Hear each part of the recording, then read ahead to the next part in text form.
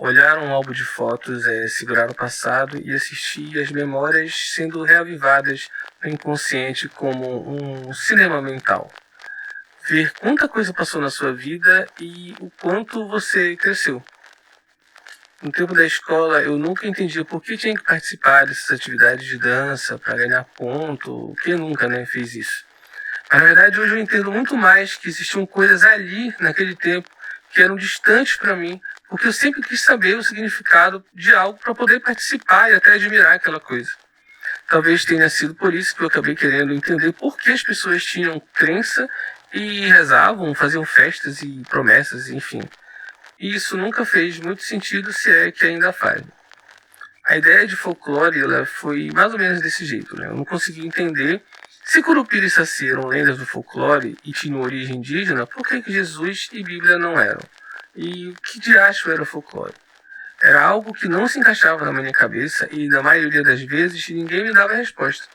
E eu quero mostrar a resposta que hoje eu encontrei para vocês. Esse aqui é o Altas Teses, eu sou o Ed Vulcão. Nesse canal a gente fala de cultura no geral, cultura pop, religiosidade, crenças contemporâneas e outras questões. Não esqueça de curtir e compartilhar o canal. Assiste o vídeo. Se tu não gostar, bota no mudo e deixa rolando até o final, pelo menos para contar algumas horas aqui para este humilde canal.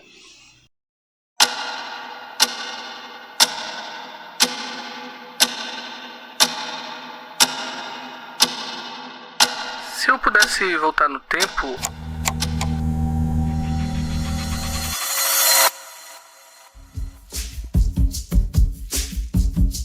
A minha primeira memória de cultura popular foi exatamente um trauma.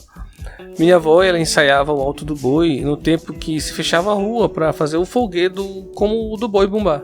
A folguedo popular, que era uma coisa que eu não entendia, ela foi uma palavra usada por Rossini Tavares de Lima em 1962 e acabou virando o nome para as manifestações populares que o pessoal do movimento folclorista passou a pesquisar e registrar. O movimento folclorista ele foi um movimento surgido em 1940 a 1960 que se deu a uma missão de sair pelo Brasil registrando manifestações consideradas tradicionais, principalmente em áreas rurais afastadas da cidade grande e sem influência de mídias do momento, que era, no caso, o rádio e a televisão. Mas essa era uma questão que vinha sendo debatida há muito tempo atrás.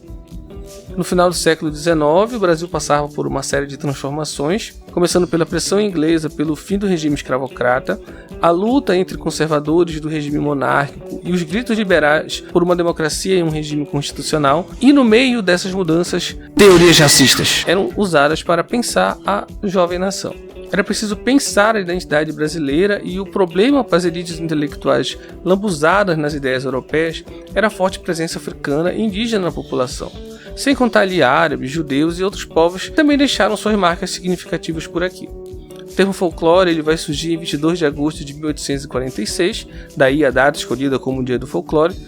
William John Thomas era um pesquisador britânico que juntou duas palavras folk e lore para criar o termo folclore, que quer dizer o conhecimento do povo ou aquilo que o povo faz.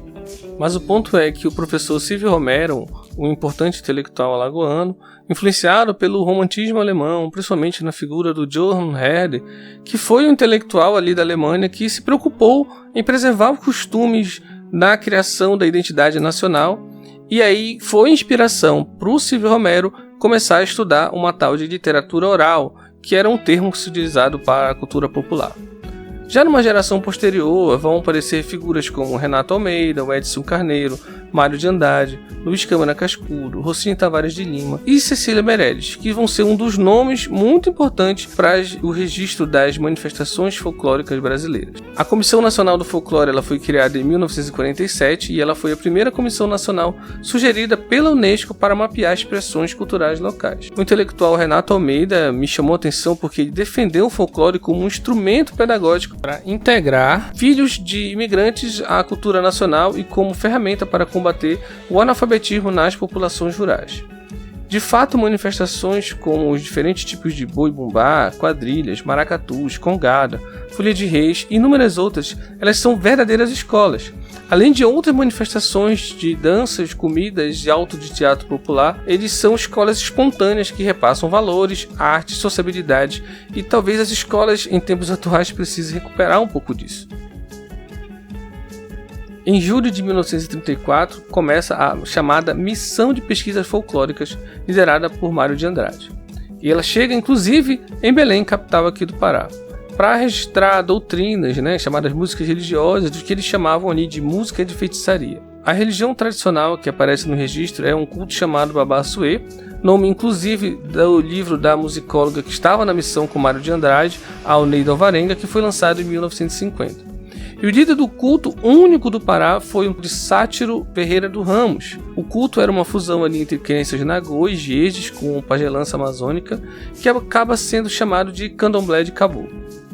Claro, não posso deixar de registrar aqui que tudo que eu vi na minha infância já tinha sido registrado por ilustres figuras como Vicente Salles, Pedro Tupinambá, Bruno de Menezes, Dalcídio Jurandir, Gentil Pugem e uma galera que em 1938 era conhecida como a Academia do Peixe Frito. Eles peitaram, inclusive, uma época, um interventor da ditadura Vargas, o Dr. José Malcher, porque naquele ano foram fechados vários terreiros na cidade, mas isso aí é papo com outro vídeo. Desde que voltei para o Pará em 2023, muita coisa mudou na minha visão sobre as coisas que são daqui. Em Minas Gerais, por exemplo, eu tive contato com o congado, inclusive foi o contato com a manifestação mais mineira que tive por lá, além de porco e de queijo. Mas essa experiência me possibilitou ver as coisas que já estavam aqui ao meu redor de outra forma. E entre 23 e 24 tive a oportunidade de ir no Maranhão a primeira vez. Mas infelizmente peguei só o final dos festejos juninos, mas ter visitado o museu dedicado ao boi me fez pensar ali que o encante tinha acontecido. Apesar de hoje a visão problemática sobre as crenças superiores e primitivas, sendo a cristã superior, essa ainda é a base da nossa visão de mundo, ainda faz a gente entender a encantaria como um folclore. A crença nos encantados caiu em um processo que a gente chama de folclorização, algo impensado nas crenças de Jesus, de Bíblia, Espírito Santo e todos os outros elementos ali das crenças cristãs. A folclorização ela é uma desumanização, uma criação de estereótipos negativos, torna algo como objeto a ser estudado esvaziado de sentido cultural ou civilizacional. E é nisso que muitas das interpretações dos folcloristas acabou sendo criticada. Eu vou fazer um adendo aqui que o Pedro Tupinambá ele escreveu Batuques de Belém, e nesse livro ele dá uma explicação religiosa ou uma classificação religiosa para os cultos que ele acaba descrevendo ali nos terreiros. Eu posso fazer inclusive um vídeo só sobre esse livro que eu consegui encontrar, ele está disponível digitalmente pela Fundação Cultural do Pará. E um exemplo dessa desumanização ou esvaziamento é a noção de encantados e encantarias que a gente já falou e fala sempre por aqui pelo canal. A encantaria é uma cosmovisão de superação da morte. Quando a gente fala de espiritualidade construída na Amazônia, ela está na base a pagelança cabocla, indígena e o tambor de mina.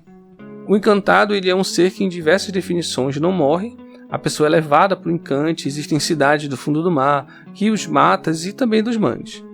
Um exemplo disso é o boi de encantado no Maranhão, que é um tipo de boi que tem relação com encantados, como voduns, os caboclos, ou mesmo no ritual do boi que morre e renasce como encantado pela figura do pajé em uma das versões da festa.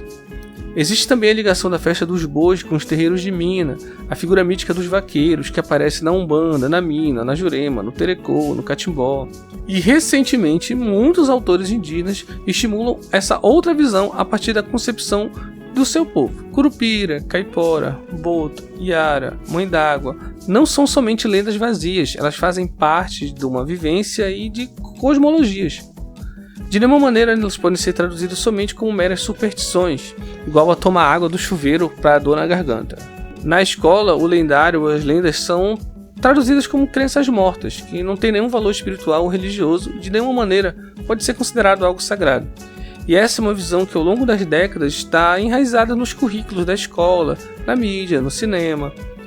Então, com o passar do tempo, falar de folclore ficou nisso mesmo, assim, lendas, Mas danças, comidas, teatro de rua, meio que foram sendo transformados e hoje geram um outro conflito devido às modificações que as novas gerações apresentam. O Pará está no centro de uma série de polêmicas, envolvendo um evento internacional da COP30, que entre tantas tentou proibir ali os pratos típicos do estado, ou seja, folclóricos. Um estado que é tão conhecido justamente por sua rica culinária e principalmente alimentos in natura. Na outra ponta a gente tem o diretor de Cidade de Deus, Fernando Meirelles, que após a produção da série Psica da Netflix, adaptação de um autor paraense, disse que sua produção deixou um legado cinematográfico para o estado. Eles vão filmando aqui, agora a gente está filmando, tem mais 2 longas sendo rodados, não mesmo hoje. Aqui, coisa que não era muito comum no Pará, e agora... Porque pôde ensinar como fazer cinema na Amazônia. Entrega uma obra que traz estereótipos, desde a coloração até o cenário praticamente apagado do local. Quando eu penso em folclore, eu digo com esses fatos e o que a missão folclorista paulista apontou para o nosso suposto atraso cultural aqui de cima como inferior à modernidade burguesa paulista. Isso formou a mentalidade sobre as pessoas, o local, o modo de vida, no que eu chamo de intracolonização que aqui a gente sofre. Aliás, e a resposta para toda essa afirmação cinematográfica do Fernando Meirelles foi 3 prêmios em Gramado nesse ano. No meio disso tudo, dia 25 de agosto, dia do nascimento do mestre Verequete, o filho do Vodun Verequete, perdemos o mestre Damasceno e ganhamos aí mais o Encantado. Então, eu compreender tudo isso me faz olhar para o passado e ver a riqueza de ter presenciado tudo isso, mesmo não tendo aproveitado o que poderia, me fez chegar até aqui com outro olhar, com interesses de que isso é nosso, é único, que me ensina, que me fortalece e sem que eu perceba, me encanta.